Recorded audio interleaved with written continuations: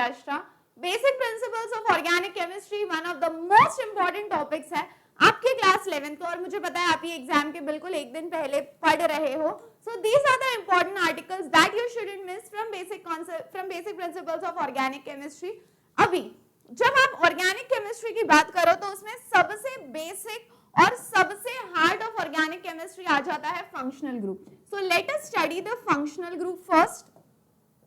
अब ये functional group पे क्वेश्चन कैसा आता है, तो they will give you different functional groups और वो आपको बोलेंगे कि आइडेंटिफाई करो कि ये कौन सा फंक्शनल ग्रुप है। ठीक है, तो देखो C double bond O HH, अगर कार्बोनिल के दोनों साइड HH रहेगा तो उसको हम बोलेंगे फॉर्मल्डिहाइड। क्या बोलेंगे?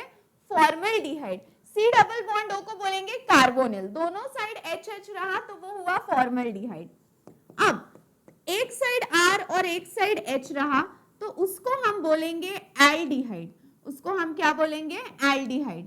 कार्बोनिल ग्रुप है, दोनों साइड HH फॉर्मल्डिहाइड, एक साइड R एक साइड H होगा तो उसको हम बोलेंगे एल्डिहाइड। उसको हम बोलेंगे एल्डिहाइड। अब दो फंक्शनल ग्रुप है, एक है फॉर्मल्डिहाइड एक है एल्डिहाइड। अब एल्डिहाइड से हम आगे बढ़ेंगे विच इज कीटोन। अब सी द डिफरेंस, कीटोन में क्या होता है? C डबल बॉन्ड O है, R R है, दोनों साइड R आया तो ये हो गया कीटोन। मैं ये इसीलिए यही सीक्वेंस में बोल रही हूँ ताकि आपको याद रहे, दोनों साइड HH फॉर्मल्डिहाइड, एक साइड R एक साइड H एल्डिहाइड, दोनों साइड R, ये हो गया कीटोन। अब ये कीटोन का तो सही चल रहा है, R C double bond O R, but ये ना किसी से देखा नहीं जाता तो ऑक्सीजन इनका ब्रेकअप कराने आ जाता है बीच में। R C double bond O O R, इधर O आ गया तो इसको हम बोलेंगे ईस्टर। तो R C double bond O R ketone है, अब इधर बीच में O आ गया तो वो हो गया ईस्टर, बीच में O आ गया तो वो हो गया ईस्टर। फिर उसके बाद एसिड, तो मैम हम सबको पता है RCOOH एसिड हो गया। फिर सबसे गरीब वाला आता है, मैम ये सबसे गरीब वाला कौन है? तो सबसे गरीब वाला होता है ईथर, ROR। अब बच्चे कंफ्यूज होते हैं ईस्टर और ईथर में। ईस्टर है बड़ा वाला, RC डबल बॉन्ड OR, बड़ा वाला हुआ ईस्टर, और छोटू वाला ROR हुआ ईथर। यहां तक सबको क्लियर है? यस और नो, यस और नो, यस और नो, वेरी गुड। फिर उसके बाद आता है RC ट्रिपल बॉन्ड N, इसको हम बोलेंगे साइनाइड। अच्छा मैम, साइनाइड का और कोई नाम है क्या? यस, आप उसको बोल सकते हो साइनाइड या नाइट्राइल, साइनाइड या नाइट्राइल। इधर तक सबको क्लियर है? फिर आता है RC double bond O Cl, RC double bond O Cl को हम बोलेंगे असाइल क्लोराइड। क्या बोलेंगे? Acyl chloride. फिर आता है RNH2, RNH2 को हम बोलेंगे अमाइन, RNH2 को हम बोलेंगे अमाइन। और अगर आएगा RC double bond O NH2 तो इसको हम बोलेंगे अमाइड। समझ में आया बॉस इधर तक? तो ये कुछ इंपॉर्टेंट फंक्शनल ग्रुप्स है जो आपको पता होने चाहिए। आई नो आपके टेक्स्ट बुक में बहुत सारे दिए हैं, but as I told you I am conducting important questions of organic chemistry. जो पूरा डिटेल चैप्टर है वो आपको अवेलेबल है, प्लेलिस्ट में दिखेगा। यहाँ पे मैं सारे इंपॉर्टेंट चैप्टर्स कवर कर रही हूँ, इंपॉर्टेंट आर्टिकल्स कवर कर रही हूँ जो कम टाइम में अपने को कवर करना है, and it is very important. C double bond O के दोनों साइड HH फॉर्मल्डिहाइड, एक साइड R एक साइड H एल्डिहाइड, दोनों साइड R कीटोन, इसमें ब्रेकअप कराने के लिए O आ गया तो Easter, RC double bond O OR Easter. Acid होगा RCOH, ईथर होगा ROR, फिर cyanide RC triple bond N, acyl chloride RC double bond O Cl, amine होगा RNH2, और RNH2 के बीच में C डबल बॉन्ड O आ गया तो वो हो गया अमाइड। बहुत क्लियर है इधर तक? चलो आगे बढ़ते हैं। अब टाइप्स ऑफ कार्बन, अब mainly there are 3 types of carbon. ध्यान से देखो बेटा, ध्यान से देखो मगर प्यार से। ये देखो आता समजून घ्या की इथे एखादा ग्रुप अटॅच है। अब कौन सा ग्रुप अटैच है इससे अपने को लेना देना नहीं है, ठीक है? कौन सा ग्रुप अटैच है इससे अपने को लेना देना नहीं है। अब देखो ध्यान से, देखो ध्यान से, ध्यान से, ठीक है? अब इधर मान लो कोई भी रैंडम ग्रुप अटैच्ड है X। अब ये X अटैच्ड है कार्बन को, ये X अटैच्ड है कार्बन को, ये कार्बन को अगर कोई और अटैच्ड ही नहीं है, ये कार्बन को इधर इधर इधर सिर्फ हाइड्रोजन अटैच्ड है, तो इसको हम बोलेंगे 0 degree carbon. What is 0 degree carbon? X को बोलेंगे सब्स्टिट्यूटेड ग्रुप, क्योंकि वो कोई भी हो सकता है, OH हो सकता है, हैलोजन हो सकता है, एसिड हो सकता है, कोई भी हो सकता है। Substituted is attached to a carbon which is not attached to any carbon. Substituted group is attached to a carbon which is not attached to any carbon. ये हो गया 0 डिग्री। फिर अब आता है 1 डिग्री। 1 डिग्री का मतलब देखो, substituted group is attached to a carbon which is further attached to one more carbon. आप देख रहे हो ये कार्बन एक और कार्बन को अटैच्ड है, तो इसको हम बोल सकते हैं 1 डिग्री या प्राइमरी। व्हाट इज 1 डिग्री या primary? Substituted group is attached to a carbon which is further attached to one more carbon. फिर उसके बाद आता है 0 डिग्री। अब 0 डिग्री में substituted group is attached to a carbon which is further attached to 2 more carbon. आप देख रहे हो ये कार्बन और 2 कार्बन को अटैच्ड है, तो ये हो गया 2 डिग्री। इसको हम बोल सकते हैं सेकेंडरी। और अब टर्शरी देखो, टर्शरी में क्या होता है, सब्स्टिट्यूटेड जो कार्बन को अटैच्ड है वो अगर और 3 कार्बन को अटैच्ड होगा तो उसको हम बोलेंगे 3 डिग्री और टर्शरी। सो 0 डिग्री सब्स्टिट्यूटेड जो कार्बन को अटैच्ड है वो कोई कार्बन को अटैच्ड नहीं है, 0 डिग्री। 1 डिग्री सब्स्टिट्यूटेड जो कार्बन को अटैच्ड है वो एक और कार्बन को अटैच्ड है, प्राइमरी। फिर आता है सेकेंडरी, सब्स्टिट्यूटेड जो कार्बन को अटैच्ड है वो और 2 कार्बन को अटैच्ड है, सेकेंडरी। और टर्शरी मतलब सब्स्टिट्यूटेड जो कार्बन को अटैच्ड है वो और 3 कार्बन को अटैच्ड होगा, तो वो हो गया आपका टर्शरी। इधर तक क्लियर है बॉस? चलो क्वार्टरनरी समझोगे क्या आप? क्वार्टरनरी का मतलब है कार्बन अगर 4 कार्बन को अटैच्ड होगा तो उसको हम 4 डिग्री या क्वार्टरनरी भी बोल सकते हैं, ठीक है? क्वार्टर नहीं बेटा, quaternary. So if substituted group is attached to one carbon, 0 degree. If substituted group is attached to one carbon which is further attached to one more carbon, primary. Substituted is attached to a carbon which is attached to 2 more carbon, secondary. Substituted group is attached to a carbon which is further attached to 3 more carbon, tertiary. 2 more carbon, secondary. 1 more carbon, primary. That's it. That's it. चलो आगे बढ़ेंगे। Define homologous series. अभी what is a homologous series? अब मैं आपको 2 examples देती हूँ। यहाँ पे है CH3OH और यहाँ पे है CH3CH2OH। अब आप बोलोगे मैम दोनों में डिफरेंस क्या है? तो पहले तो हम ये देखेंगे कि दोनों में सिमिलैरिटी क्या है। दोनों में सिमिलैरिटी ये है कि दोनों का स्ट्रक्चर स्ट्रेट है, मतलब they have the same carbon skeleton. तो यहाँ पे हम लिखेंगे homologous series has the same carbon skeleton, मतलब वो दिखने में बिल्कुल सेम है, दोनों straight। homologous series has the same carbon skeleton. Okay ma'am, carbon skeleton तो सेम है। उसके बाद दोनों के पास OH है, यानी दोनों का फंक्शनल ग्रुप सेम है। फिर यहाँ पे हम लिखेंगे both have same functional group, दोनों का फंक्शनल ग्रुप भी सेम है, both have same functional group.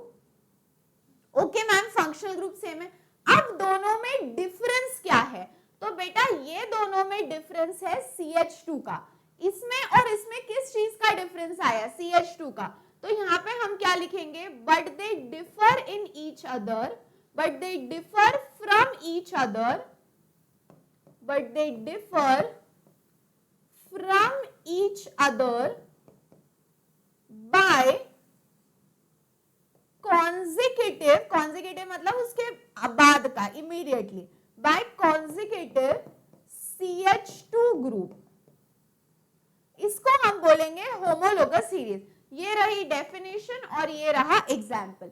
So homologous series में क्या हुआ? दोनों का कार्बन स्केलेटन सेम है, यस मैम बिल्कुल सेम है। दोनों का फंक्शनल ग्रुप सेम है, यस मैम बिल्कुल सेम है। दोनों में डिफरेंस क्या है? दोनों में डिफरेंस है CH2 का। नीचे एक CH2 एक्स्ट्रा आया, तो हम इसको कैसे डिफाइन करेंगे? Homologous series has the same carbon skeleton, both have the same functional group, but they differ from each other by consecutive CH2 group. Okay boss, okay boss, okay boss, okay boss, okay boss. चलो, take a screenshot. Next, IUPAC name and priority order. अब सारा खेल आ जाता है इधर. देखो, पहले तो मैं आपको कुछ इंपॉर्टेंट चीजें बोलती हूँ. अगर बेटा एसिड रहेगा तो एंड में आप लगाओगे ओइक एसिड. ठीक है, एंड में एसिड रहेगा तो आप लगाओगे ओइक एसिड. अगर अल्कोहल रहेगा तो आप एंड में लगाओगे अल्कोहल. अगर एल्डिहाइड ग्रुप रहेगा तो आप एंड में लगाओगे एल. अगर कीटोन ग्रुप रहेगा तो आप एंड में लगा लोगे ONE. इतने मेन है, ये तो याद रखो. और अगर फ्लोरीन, क्लोरीन, ब्रोमीन कुछ भी रहेगा तो फ्लोरीन रहा तो फ्लोरो, क्लोरीन रहा तो क्लोरो, ब्रोमीन रहा तो ब्रोमो एंड सो ऑन. अब आपको फंक्शनल ग्रुप तो पता है. अल्कोहल क्या होता है? ROH. एल्डिहाइड मैंने आपको सिखाया RC डबल बॉन्ड OH. एक साइड R यानी कार्बन का चेन होता है. कीटोन क्या होता है? RC डबल बॉन्ड OR यानी दोनों साइड आपके पास कार्बन होता है. अब देखो, अगर मान लो आया CH3 CH2OH तो कितने कार्बन है? 2 कार्बन है. तो इसको हम बोलेंगे इथेन. और अल्कोहल है तो मैंने क्या बोला? एंड में क्या लगाना है? OL, ethanol. अगर ऐसा होगा CH3 CH2 CH2 CH2Br तो अब हम क्या करेंगे? वहां से काउंटिंग शुरू करो जहां से ये पास में है. तो 1 2 3 4. तो इसका नाम क्या हुआ? 1 ब्रोमो ब्यूटेन. क्या नाम हुआ? 1 ब्रोमो ब्यूटेन. उसके बाद अब मैं ना हाइड्रोजन नहीं निकाल रही हूँ सो दैट आपको कंफ्यूजन ना हो. अब अगर ऐसा हो, एक साइड से एसिड पास में है और एक साइड से ये, तो एसिड से काउंटिंग शुरू करो. 1 2 3 4 5 6. अभी 6 कार्बन का एसिड है तो इसको हम बोलेंगे हेक्सेनोइक एसिड. मैंने बोला ना एंड में ओइक लगाना है. एसिड होगा तो एंड में ओइक, हेक्सेनोइक एसिड. और फोर्थ को एक कार्बन है तो इधर आएगा 4 methyl hexanoic acid. 4 methyl hexanoic acid. Take a screenshot. Okay, next अगर अब ऐसा होगा तो अब इन दिस केस आप क्या करोगे? तो इन दिस केस बच्चों आपको देखनी है लॉन्गेस्ट चेन. ये रही longest chain. In this case आपको देखनी है लॉन्गेस्ट चेन. देखो अभी 1 2 3 4 5 6 7. 7 को हम बोलेंगे हेप्टेन. 7 को हम बोलेंगे हेप्टेन. फिर थर्ड को और 5 को कार्बन है तो 3,5. इधर एक कार्बन है, इधर एक कार्बन है तो इधर हुआ डाइमीथाइल. 3,5 डाइमीथाइल, क्योंकि 3 को भी एक मिथाइल है, 5 को भी एक मिथाइल है. ओके बॉस, चलो अब देखो C डबल बॉन्ड OH यानी ये आ गया एल्डिहाइड. तो 1 carbon 2 carbon 3 carbon 4 carbon 5 carbon तो आ जाएगा पेंटेन. और एल्डिहाइड है तो आ गया Al. तो इसका नाम हो गया पेंटानल. क्या नाम हो गया इसका? पेंटानल. अब देखो C डबल बॉन्ड O, इधर भी कार्बन है इधर भी कार्बन है, मतलब ये हुआ कीटोन. 1 2 3 4 5. तो इसका नाम हो जाएगा पेंट 2ONE. Paint 2ONE. उसके बाद अब मान लो इधर भी कीटोन है इधर भी कीटोन है. C double bond O C double bond O दोनों कीटोन है. तो 1 2 3 4 5 6. तो हेक्स 6 कार्बन है इसीलिए हेक्स. 2 और 5 को कीटोन है तो 2,5. 2 है इसीलिए डाई और कीटोन है तो ONE. तो इसका नाम क्या हुआ? हेक्स 2,5 डाइओन. अब नेक्स्ट देखो नेक्स्ट देखो नेक्स्ट देखो. देख देख. अब इधर आ गया एसिड और इधर ऐसा. अब आप क्या करोगे? अब आपको ये वाली लेनी है लॉन्गेस्ट चेन. अब ये वाली लॉन्गेस्ट चेन मतलब 1 2 3 4 5 6, तो ये हुआ आपका 6 कार्बन मतलब हेक्सानोइक एसिड, 6 कार्बन मतलब हुआ हेक्सानोइक एसिड, और उसके बाद फोर्थ को एक कार्बन आया तो 4 मिथाइल हेक्सानोइक एसिड। समझ में आया बॉस? चलो टेक अ स्क्रीनशॉट। ओके, आगे बढ़े आगे बढ़े आगे बढ़े। अब देखो आता बघा बाळांनो, नीट बघा, नीट नीट नीट नीट बघा, नीट नका घेऊ, नीट बघा। मॅम म्हणजे काय? अरे काही नाही, मस्ती करते बाळा मी। चला बघा, आता असं असेल तर लॉंग चेन कोणती आहे तुमची? लॉन्ग चेन कोणती आहे तुमची? ही।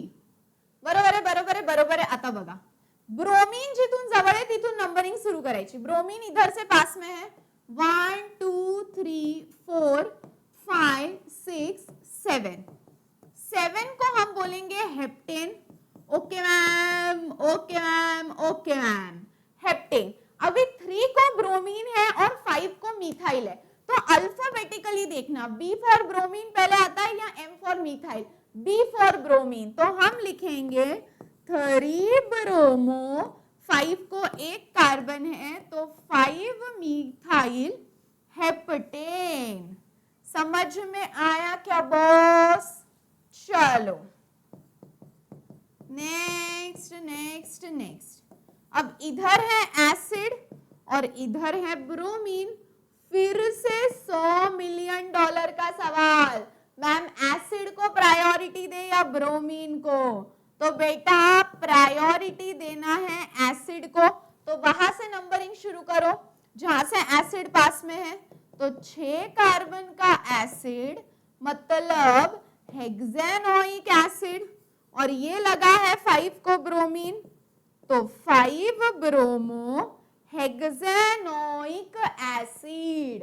अब आप बोलोगे मैम हमको ये नहीं समझ रहा कि किसको प्रायोरिटी दे और किसको ना दे, तो मैं आपको ना जो आपके लिए इंपॉर्टेंट है वो बताती हूँ। ठीक है, प्रायोरिटी ऑर्डर तो वैसे बहुत बड़ा है और जैसे मैंने बोला डिटेल्ड वीडियो में मैंने वो कराया है, बट अभी ऐसा मान लो हम पढ़ रहे हैं बिल्कुल टेस्ट के एक दिन पहले, तो वो हिसाब से मैं प्रायोरिटी ऑर्डर कराती हूँ जो आपके पेपर में आ सकता है।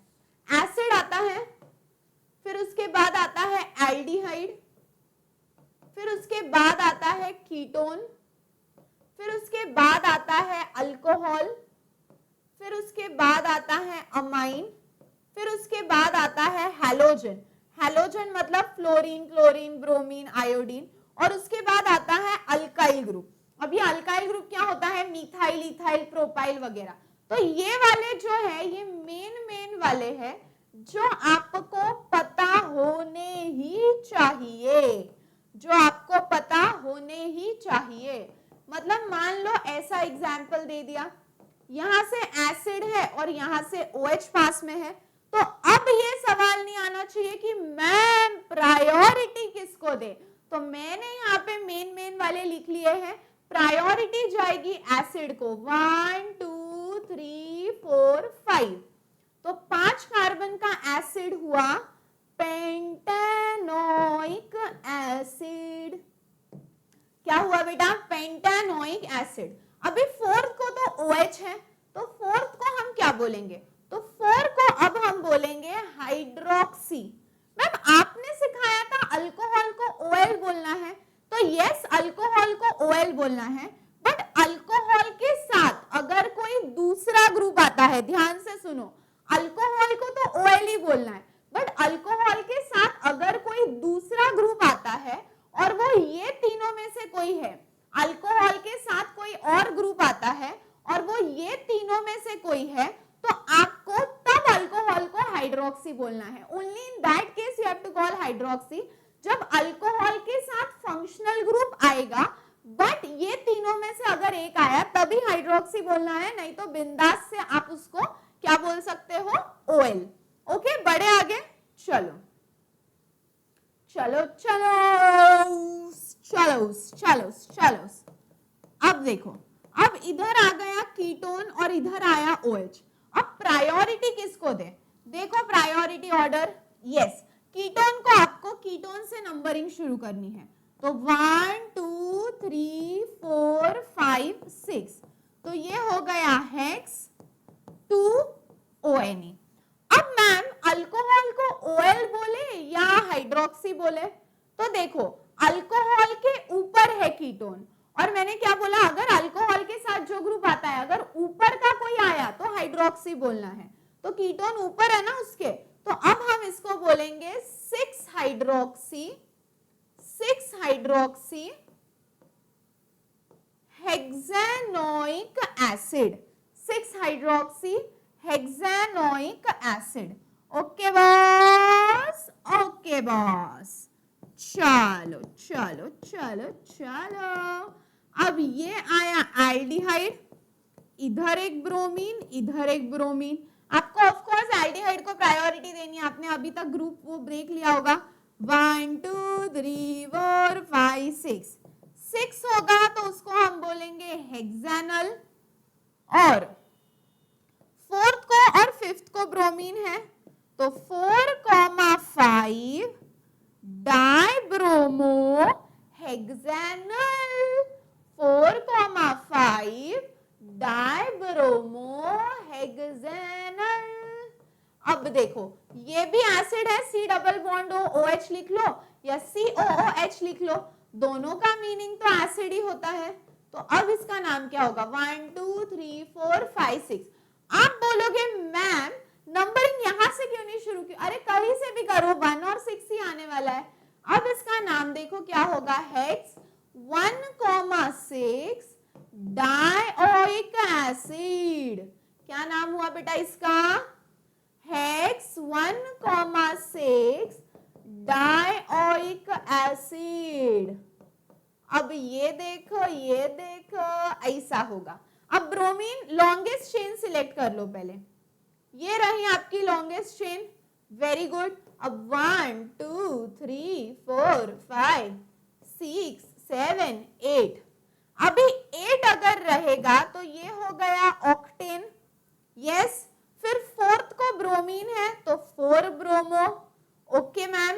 अभी 3 और 6 को मिथाइल है तो 3,6 डाइमिथाइल ऑक्टेन, क्या होगा 3,6, क्योंकि 3 को है और 6 को है, 3,6 डाइमिथाइल ऑक्टेन, और ये फोर्थ को ब्रोमीन है तो 4 ब्रोमो। चलो next, what is bond fission. आता बाळांनो फिजनचा अर्थ होतो खूप दुःखद घटना। मॅम ही दुःखद घटना काय आहे, तर बाळांनो ही दुःखद घटना ती आहे जी आपल्या कोणालाच नको असते पण ती होऊन जाते, which is breakup. So fission का मतलब है ब्रेकअप। मैम ये तो अच्छी बात है, सिंगल लोग बोलेंगे मैम ये तो बहुत अच्छी बात है कि हा ब्रेकअप हुआ, ठीक है ब्रेकअप हुआ तो हुआ, ब्रेकअप कैसे हुआ बॉस, कैसे हुआ ये ब्रेकअप, तो बॉन्ड फिजन यानी बॉन्ड का ब्रेकअप। अब ब्रेकअप हो सकता है दो तरीके से, दो तरीके कौन से हैं, एक है होमोलिटिक और एक है हेटेरोलिटिक। आता होमोलिटिक आणि हेटेरोलिटिक म्हणजे काय, तो होमोलिटिक का मतलब है कि मान लो यहाँ एक कार्बन है, यहाँ एक कार्बन है और दोनों में एक बॉन्ड है, एक बॉन्ड में 2 इलेक्ट्रॉन रहते हैं, एक बॉन्ड में 2 इलेक्ट्रॉन रहते हैं। अब होमोलिटिक का मतलब है ये इसका इलेक्ट्रॉन लेगा, ये इसका इलेक्ट्रॉन लेगा, दोनों अपना अपना इलेक्ट्रॉन लेंगे। अब होमो का मतलब है सेम, दोनों ने अपना अपना इलेक्ट्रॉन ले लिया, दोनों ने बोला कि देख भाई अपनी तो जम नहीं रही, we will have a mutual breakup. अब what is this mutual breakup, तो इसका इलेक्ट्रॉन इसके पास, इसका इलेक्ट्रॉन इसके पास, दोनों का इलेक्ट्रॉन, एक इलेक्ट्रॉन इसके पास, एक इलेक्ट्रॉन इसके पास, तो होमोलिटिक का मतलब है इलेक्ट्रॉन का डिस्ट्रीब्यूशन इक्वल हुआ, इलेक्ट्रॉन का डिस्ट्रीब्यूशन इक्वल हुआ। और यहाँ पे बेटा क्या बन गया, अब तो मैम में जैसा था मैं वैसा रह गया, स्पीशीज और सिंगल इलेक्ट्रॉन रेडिकल, उसको हम बोलेंगे फ्री रेडिकल। तो होमोलिटिक का मतलब क्या है, दोनों का ब्रेकअप हुआ, इसने एक इलेक्ट्रॉन लिया, इसने एक इलेक्ट्रॉन लिया, इलेक्ट्रॉन तो ले लिया, अब स्पीशीज और सिंगल इलेक्ट्रॉन, उसको हम बोलेंगे फ्री रेडिकल। तो होमोलिटिक, अब पूरा इंग्लिश में बोल रही हूँ, ध्यान से सुनो, breaking of bond such that, breaking of bond such that electrons are distributed equally, एक इलेक्ट्रॉन इधर, एक इलेक्ट्रॉन इधर, electrons are distributed equally which leads to the formation of free radical, जिससे क्या बन गया, free radical, breaking of a bond such that electrons are distributed equally which leads to the formation of free radical. Okay boss, अब heterolytic देखो, अब heterolytic, अब heterolytic में बेटा one species is चालाक ब्रो, चालाक ब्रो मतलब वो क्या करता है, ये एक बॉन्ड में दो इलेक्ट्रॉन्स है, ये X दोनों इलेक्ट्रॉन ले लेता है, X ने दोनों इलेक्ट्रॉन ले लिए, तो X पर आया नेगेटिव चार्ज और कार्बन पर आया पॉजिटिव चार्ज, यानी यहां पर बना एक पॉजिटिव कैटायन, यहां पर बना नेगेटिव एनायन। सो हेटेरोलिटिक का मतलब है दोनों इलेक्ट्रॉन एक ही ने ले लिए, होमोलिटिक में तू तेरा मैं तेरा, बट हेटेरोलिटिक में दोनों इलेक्ट्रॉन एक ने ले लिए। So it is breaking of a bond such that electrons are distributed unequally. What is unequally, दोनों इलेक्ट्रॉन इसके पास, इलेक्ट्रॉन्स आर डिस्ट्रीब्यूटेड अनइक्वली, जिसकी वजह से क्या हुआ, एक कैटायन बना, एक एनायन बना, breaking of a bond such that electrons are distributed unequally, और उसके वजह से एक बना कैटायन, एक बना एनायन। डोंट वरी, मैं इसका डिफरेंस लिख के दूंगी, आप पहले समझ लो। होमो में एक इलेक्ट्रॉन इधर, एक इलेक्ट्रॉन इधर, फ्री रेडिकल बन गया।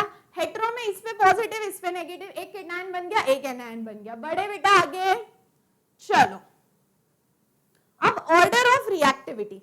अब कार्बोकेटायन क्या है, कार्बोकेटायन का मतलब है carbon having positive charge, carbon having positive charge. देखो जैसे इधर कार्बन हैविंग पॉजिटिव चार्ज है, ये हो गया कार्बोकेटायन। फिर इधर कार्बेनियन, कार्बेनियन का मतलब क्या है, कार्बन हैविंग नेगेटिव चार्ज। तो जो कार्बन पे पॉजिटिव चार्ज आया वो कार्बोकेटायन, जिस पे नेगेटिव आया वो कार्बेनियन। और फ्री रेडिकल मतलब carbon having one electron, carbon having one electron. जैसे कि होमोलिटिक में बना ना, देखो कार्बन के पास एक इलेक्ट्रॉन आया तो इसको हमने बोला फ्री रेडिकल। यहां तक सबको समझ में आया। कार्बोकेटायन मतलब कार्बन हैविंग पॉजिटिव चार्ज, कार्बेनियन मतलब carbon having negative charge, free radical मतलब कार्बन हैविंग वन इलेक्ट्रॉन। अब इनका ऑर्डर ऑफ रिएक्टिविटी देखो, ठीक है। अब कार्बन पर पॉजिटिव चार्ज है, मतलब वो बेचारे के पास, एक मिनट रुको यार, मेरे आंख में कुछ तो गया। तुम लोग मेरे बारे में अच्छी बातें नहीं बोल रहे हो क्या लेक्चर सुनते सुनते, तभी ऐसा कुछ होता है। चलो कार्बन, ऐसा मेरी मम्मी बोलती है, I don't know if it is true, but anyways तुम लोग क्यों ही खराब बोलोगे, ठीक है। तुम लोग बोलना है तो सीधा कमेंट करोगे। चलो कार्बन हैविंग पॉजिटिव चार्ज। अब बेटा कार्बन पर पॉजिटिव चार्ज है, यानी उसने अपने इलेक्ट्रॉन दे दिया, जो देता है वो पॉजिटिव। कार्बन ने अपने इलेक्ट्रॉन दे दिया, यानी कार्बन पर पॉजिटिव चार्ज है। अब वो बोलता है कि मेरे पास इलेक्ट्रॉन नहीं है, मुझे इलेक्ट्रॉन चाहिए, तो उसको जितने इलेक्ट्रॉन डोनर ग्रुप मिलेंगे वो उतना खुश रहेगा। और कार्बन इलेक्ट्रॉन देता है, तो अभी कार्बन ने इलेक्ट्रॉन दिया, मतलब ये हुआ टर्शरी, ये हुआ tertiary. Carbon having positive charge, इसका मतलब है कि कार्बन को इलेक्ट्रॉन की जरूरत है, अब उसको जितने इलेक्ट्रॉन देने वाले ग्रुप उतना वो खुश, उतना वो स्टेबल। तो टर्शरी में वो सबसे ज्यादा स्टेबल होगा क्योंकि 3 कार्बन ने उसकी हेल्प की। अब सेकेंडरी में वो थोड़ा कम खुश होगा, मैम सेकेंडरी में कम खुश क्यों होगा? क्योंकि देने वाले 2 ही कार्बन है ना, तो सेकेंडरी थोड़ा कम स्टेबल होगा, ठीक है। और फिर आता है प्राइमरी। प्राइमरी में तो देने वाला एक ही है, तो ये बोलता भाई मैं तो बहुत दुखी हूं, कारण मला तर एकच देतो, सो 1 डिग्री सबसे अनस्टेबल है। सो कार्बोकेटायन में सबसे स्टेबल 3 डिग्री, क्योंकि देने वाले 3 ग्रुप है। 2 डिग्री थोड़ा कम स्टेबल, क्योंकि 2 ही ग्रुप देते हैं। और 1 डिग्री सबसे अनस्टेबल, क्योंकि देने वाला एक ही ग्रुप है। सो कार्बोकेटायन का स्टेबिलिटी ऑर्डर हुआ 3 डिग्री, 2 डिग्री, 1 डिग्री। बेटा 3, 2, 1 क्या है अगर ये पूछा तूने, तर तू आहे, मी आहे आणि माझा हात आहे, तुझ्या गालावर येईल तो सरळ, ठीक है। कार्बोकेटायन तो समझ गए। अब हम देखेंगे फ्री रेडिकल में क्या होता है, ठीक है। अब हम देखेंगे फ्री रेडिकल में क्या होता है। फ्री रेडिकल में भी वही होता है। देखो अब इसके पास बेचारा सिंगल इलेक्ट्रॉन है, फिर सिंगल इलेक्ट्रॉन बोलता है कि मैं क्या करूंगा, मुझे और ग्रुप चाहिए इलेक्ट्रॉन देने वाले। तो ये बोलता है मैं तो सिंगल हूं ना, मुझे और इलेक्ट्रॉन डोनर ग्रुप चाहिए। तो इसीलिए इधर भी सबसे ज्यादा स्टेबल है 3 डिग्री।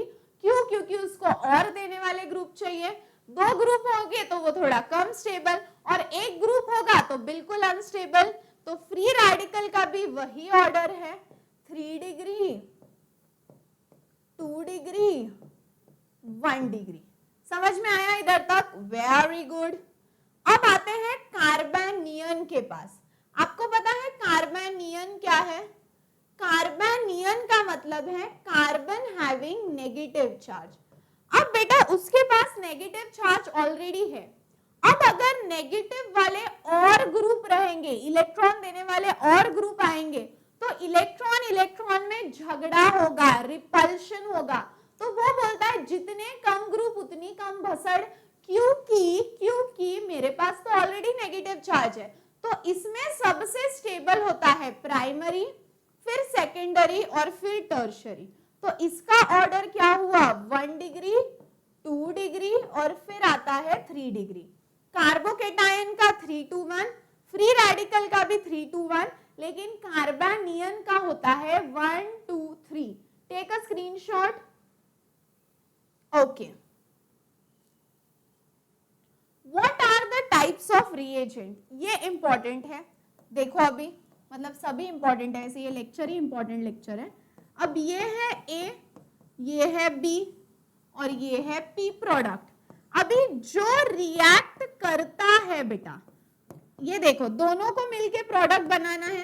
दोघं डायरेक्ट भिडले आणि म्हणले चला चला करू आणि आपण प्रोडक्ट बनवू, असं होत नाही बायांनो। एक करतो आणि एक करू देतो, म्हणजे एकावर अटॅक होतो, ज्याच्यावर अटॅक होतो जो बिचारा असतो तो आहे सबस्ट्रेट, आणि जो अटैक करतो तो आहे रिएजेंट। सो जिस पर अटैक होता है, रिएक्टेंट में 2 चीजें होती है, एक है सबस्ट्रेट, एक है रिएजेंट। जिसके ऊपर अटैक होता है वो सबस्ट्रेट और जो अटैक करता है वो रिएजेंट। सो ये जो रिएजेंट है, रिएजेंट का मतलब क्या है? जो अटैक करता है, वन हु अटैक्स, जो अटैक करेगा वो रिएजेंट। आता नीट बघा बाळांनो, रिएजेंट्स 2 टाइप के होते हैं। एक को हम बोलेंगे इलेक्ट्रोफिलिक, एक को हम बोलेंगे इलेक्ट्रोफिलिक और एक को हम बोलेंगे न्यूक्लियोफिलिक।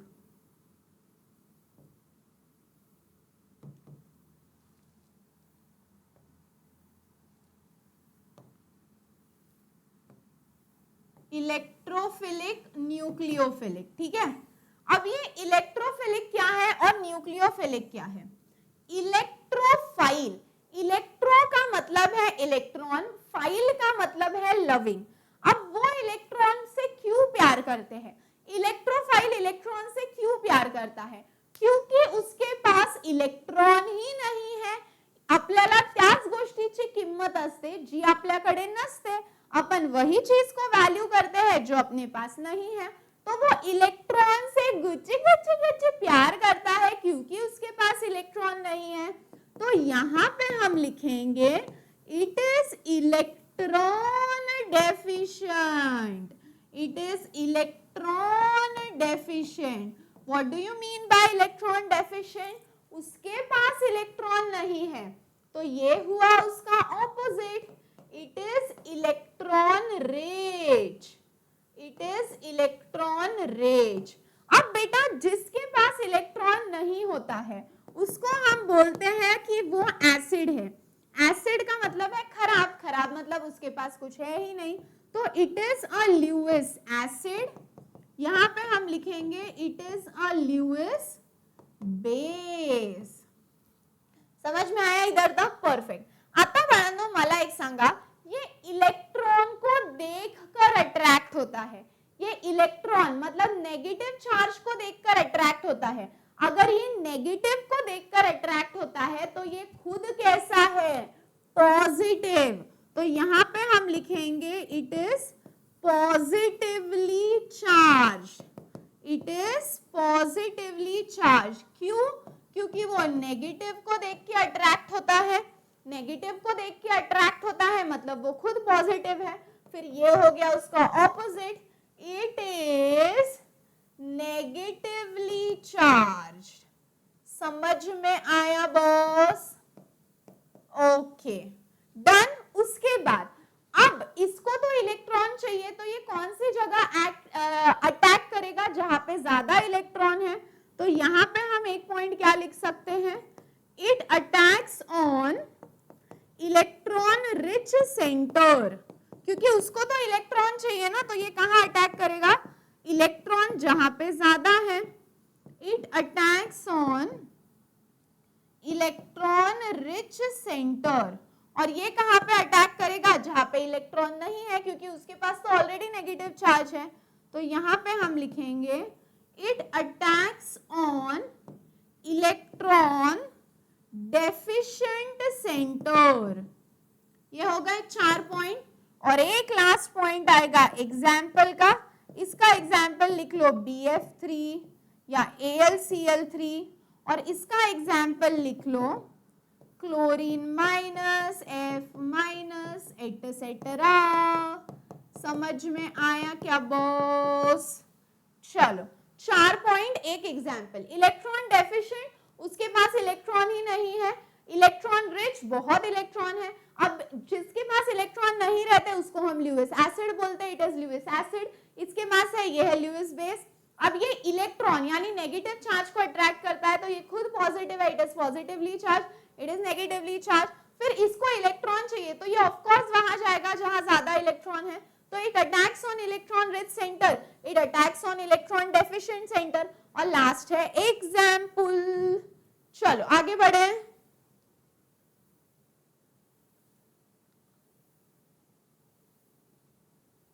हाँ, अब आते हैं डिफरेंस बिटवीन कार्बोकेटायन एंड कार्बेनियन पर. क्या हुआ? लाइन मारने में ही मेरी सारी गड़बड़ हो जाती है बच्चों. आदत नहीं है ना मला. काय करायचं आता? सवय नसते बाळांनो काही काहींना. कार्बोकेटायन, कार्बेनियन. कार्बोकेटायन तो आपको पता है. What is carbocation? Carbocation is carbon having positive charge. Carbon having positive charge. जिसके ऊपर पॉजिटिव चार्ज वो कार्बोकेटायन, जिसके ऊपर नेगेटिव चार्ज वो carbanion. Carbon having negative charge. इधर तक तो समझ में आया. अब जिसके पास इलेक्ट्रॉन नहीं रहते उसको हम बोलते हैं ल्यूइस एसिड. तो हम क्या लिखेंगे?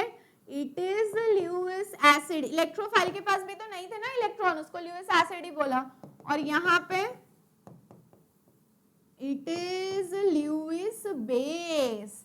समझ में आया बॉस? फिर उसके बाद ऑर्डर ऑफ स्टेबिलिटी.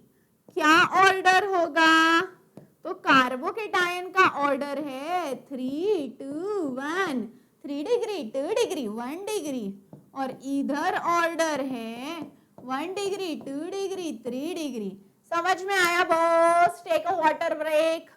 और समझ में आया होगा तो मेरे को रेड हार्ट दे दो कमेंट में। जल्दी जल्दी जल्दी जल्दी। हाँ बेटा, यहाँ पे मैं तुम लोग को एक होमवर्क देने वाली हूँ बाय द वे। क्या देने वाली हूँ? एक होमवर्क।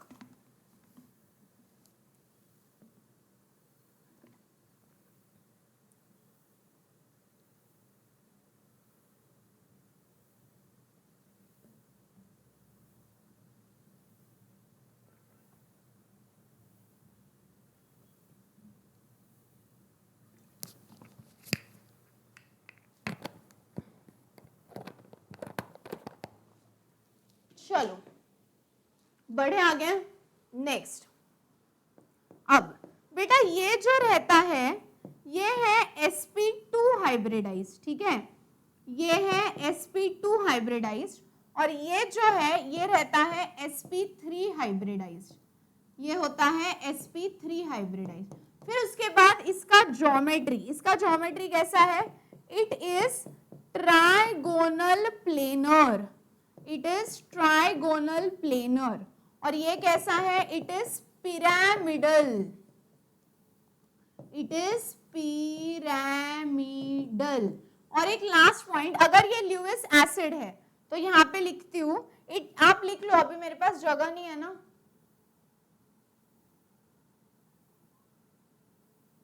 देखो लिखूंगी भी तो आपको दिखेगा नहीं। It acts as a electrophile. यहाँ पे एक और पॉइंट आप इंक्लूड कर सकते हो। क्या पॉइंट इंक्लूड कर सकते हो? नहीं बैठेगा, जाने दो। यहाँ पे एक और पॉइंट इंक्लूड कर दो, it acts as a electrophile. और यहाँ पे आप लिख दो it acts as a nucleophile, ठीक है।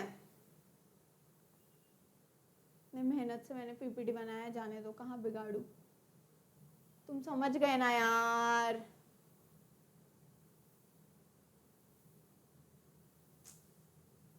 देखो तुम लोग के चक्कर में हुआ। हाँ very good.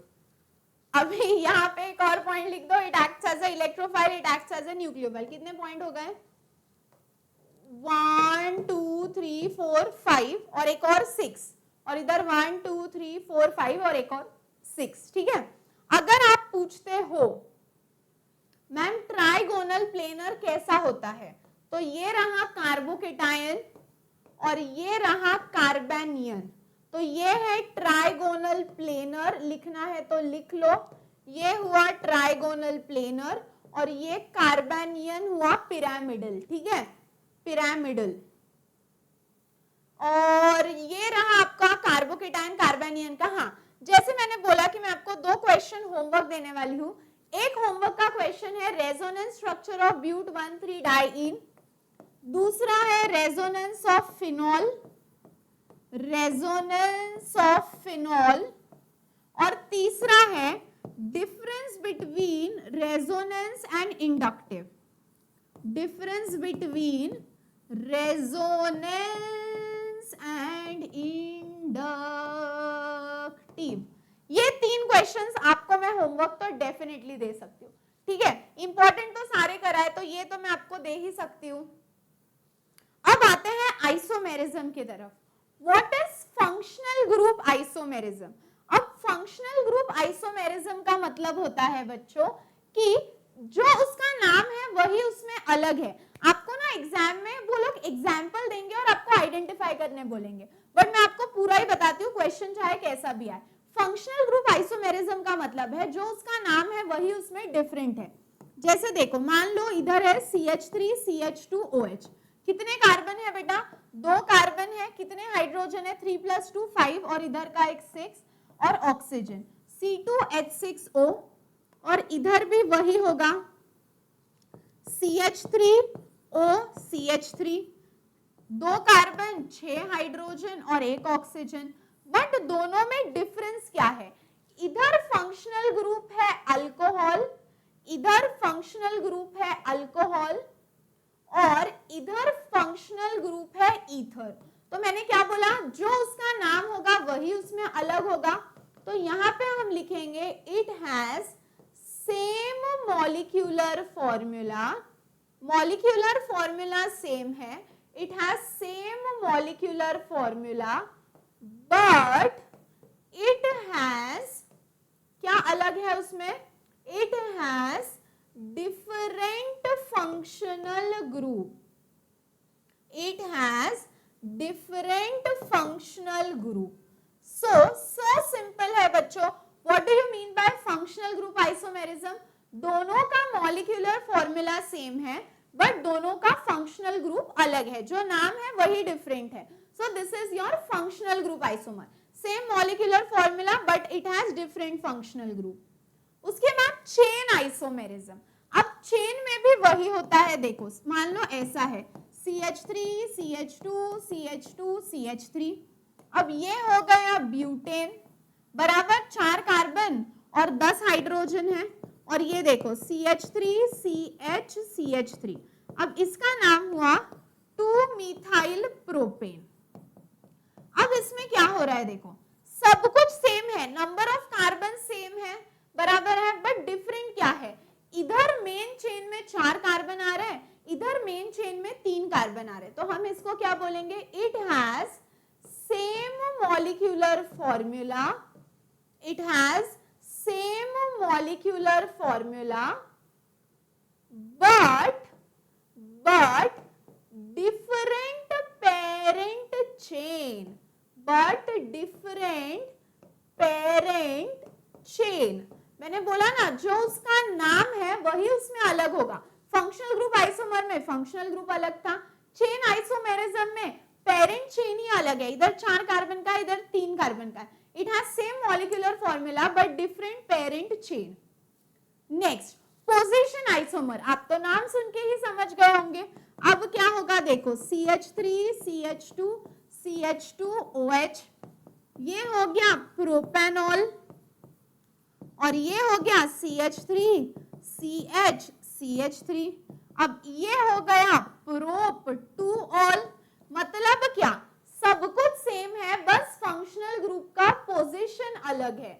It has same molecular formula, molecular formula एकदम सेम है, it has same molecular formula, same functional group, same functional group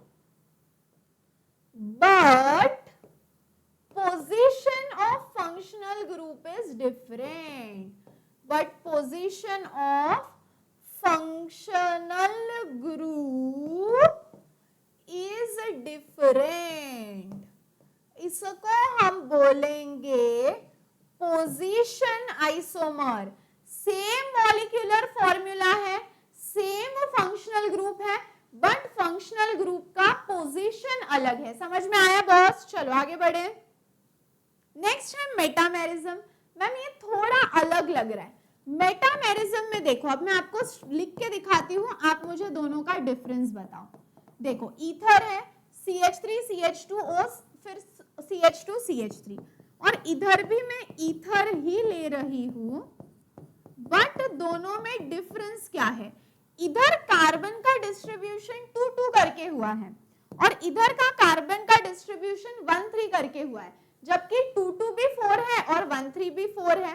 but इधर क्या हुआ है, जो कार्बन डिस्ट्रीब्यूट हुआ है वो अलग है, तो हम यहाँ पे क्या लिखेंगे, same molecular formula, same molecular formula but, और सेम फंक्शनल ग्रुप भी सेम है दोनों का, same functional group, same functional group but the distribution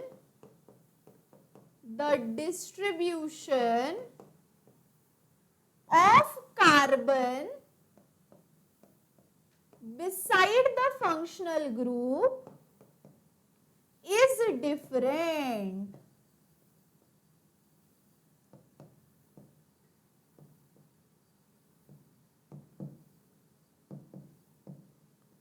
समझ में आया बॉस? तो ये हुआ मेटामेरिज्म। सेम मॉलिक्यूलर फॉर्मूला है, सेम फंक्शनल ग्रुप है, बट जो डिस्ट्रीब्यूशन है वो डिस्ट्रीब्यूशन अलग है। ये हुआ मेटामेरिज्म। अब लास्ट है बॉन्ड लाइन के मुझे कुछ एग्जांपल्स लेने थे। अब बॉन्ड लाइन मतलब आप तो समझते ही होंगे, बॉन्ड लाइन मतलब ये ऐसे वाले स्ट्रक्चर्स जो होते हैं ना। अब इसका कुछ मतलब नहीं है बच्चों, ये इसका मतलब है कि ये कार्बन ही है। ये देखो, ये हर जॉइंट का मतलब है कि ये कार्बन ही है। 1 2 3 4 5 6, तो ये हुआ आपका हेक्सेन। ओके, सो मेरे को बस इसके आपको ना एक आइडिया देना था कि ये होता क्या है। अब ये ऐसा होगा, तो इसको 1 कार्बन मत पकड़ना, ये 1 कार्बन, ये 2 3 4 5, तो ये 1, ये 2, ये 3, ये 4, ये 5, तो इसका नाम क्या हुआ देखो, पेंटेन 1 ऑल, पेंटेन 1 ऑल। अब ये देखो C डबल बॉन्ड O आ गया। अब पास में तो यही से है 1 2, फिर ये 3 4 5 6, अब इसका नाम क्या हुआ, हेक्स 3ONe, कीटोन है ना, हेक्स 3ONe। फिर उसके बाद अगर मान लो ऐसा आ गया, अब देखो ये एक कार्बन तो ऑलरेडी है, तो 1 2 3 4 5 6, तो इसका नाम हुआ हेक्सेनोइक एसिड, हेक्सेनोइक एसिड। अब ये देखो इधर भी C डबल बॉन्ड आया, इधर भी C डबल बॉन्ड हो, दोनों कीटोन ने कहीं से भी नंबरिंग शुरू करो, 1 2 3 4 5 6 7, तो ये क्या हुआ बेटा, हेप्ट 2,6, 2 है इसीलिए डाई, और कीटोन है तो ONe, hex 2,6 डाईओन। So these were some of the important concepts for basic principles of organic chemistry. Exam के एक दिन पहले पढ़ रहे हो तो डेफिनेटली ये देखो रिवीजन हो जाएगा, बट अगर आपके पास टाइम है तो go in the playlist and check out the detail videos. I think 4 videos है basic principles of organic chemistry में, पूरा डिटेल देखो। बाकी अक्टूबर तक मैं पूरा सिलेबस कंप्लीट कराने वाली हूँ आपके महाराष्ट्र स्टेट बोर्ड का विद CET। सो बने रहो चैनल पे। And before going, one reminder for you, we have 4 offline centers in Pune. One is in PCMC, one is in Swargate, one is Siagat Road, and one is on in Amravati, and one is in Buldhana. इसमें एक miss हो गया है, सियागढ़ road वाला, तभी तो मैं सोचूं क्योंकि सियागढ़ रोड वाला मेरे घर के बिल्कुल बाजू में, तो कभी कभी मैं यहाँ पे जाती रहती हूँ, तो अगर आप यहाँ पे आते हो तो डेफिनेटली हम मिलते रहेंगे। So these are the 4 offline centres in Pune. बाकी नेक्स्ट वीडियो कौन सा चाहिए डेफिनेटली बताना, और तब तक मेरे प्यारे बयानों, हंसते रहना, खेलते रहना, खुश रहना, कीप स्माइलिंग, बी पॉजिटिव, और चैट सेक्शन में जमिया स्पैम करना भूलना मत। सो बाय बाय, गुड लक।